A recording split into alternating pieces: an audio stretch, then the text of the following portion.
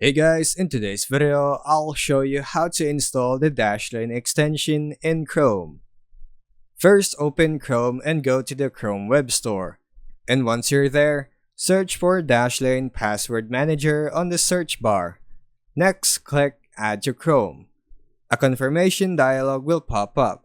Then click Add Extension. Chrome will then download and install it.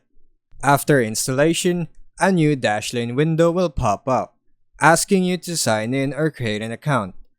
If this doesn't appear, look in your browser's toolbar or click the puzzle piece icon to open the extensions menu.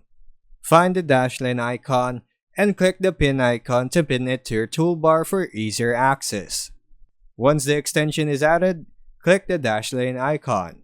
You'll be prompted to log into your Dashlane account or create one. You may need to authenticate the browser using your master password in a verification code. And that's how you install the Dashlane extension in Chrome. Thanks for watching.